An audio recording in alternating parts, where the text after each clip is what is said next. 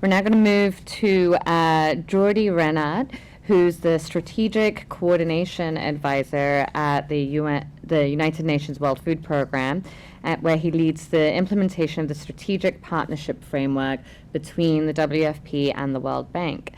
Previously, Jordi served as the head of operations for WFP in Lebanon, as well as the deputy head of program in South Sudan, and he's managed the WFP Partnerships and External Relations portfolio in Eastern and Central Africa. So lots of diverse contexts to draw on. Thanks, Jordi. Thank you, Radha, and thank you, IFPRI, for having WFP in this important event. 1.2 billion people in the developing world live under the poverty line, and they rely on agriculture for their livelihoods. Vulnerability to climate-related shocks is a constant threat to their food security and well-being. And that's why strategies for reducing and mitigating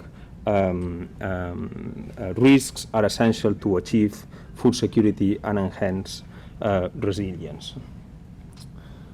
That's why Oxfam America and WFP launched about 10 years ago the R4 Rural Resilience Initiatives, which is a comprehensive risk management scheme that makes communities stronger in the face of shocks. So R4 refers to the combination of 4 risk management strategies. The first one is risk reduction through improved natural resource management and asset creation or improved agricultural practices. The second R is risk transfer. When a drought hits, a payout for a weather-related loss will prevent farmers from selling productive assets, and that stimulates faster recovery. The third R would be the risk reserves that can help households cope with smaller and frequent shocks, and this can be done through village savings and loan associations.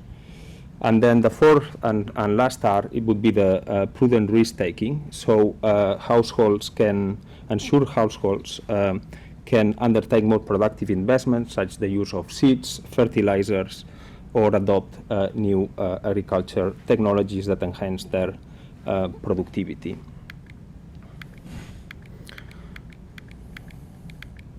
So this would be the path that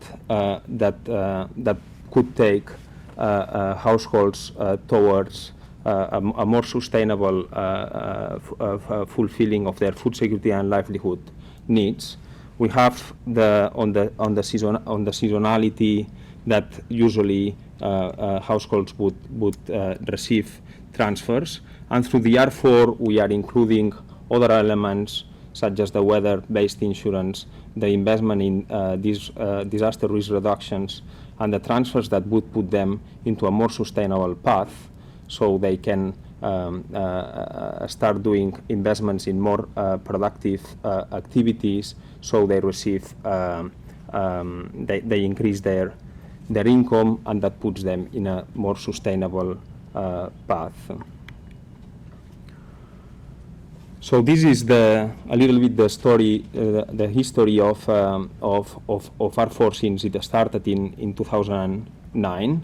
So basically now we are covering around 90,000 farmers in 6 countries: Ethiopia, Kenya, Malawi, Senegal, Zambia, and Zimbabwe.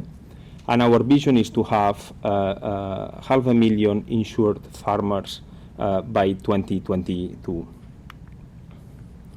The key results since then have been that R4 has triggered over 2 million payouts to 63,000 farmers, and the lessons learned from Kenya, Malawi, and Senegal tell us that farmers are using the payouts to purchase food, cover basic needs, and to do livelihood investments. R4 has also been instrumental in increasing the savings capacity and access to credit And for example, we see that in Ethiopia, households with insurance were able to save 2 times more than households without insurance. Some of the lessons learned. We've seen that R4 enables farmers to pay for weather insurance by by investing their time in risk reduction actions.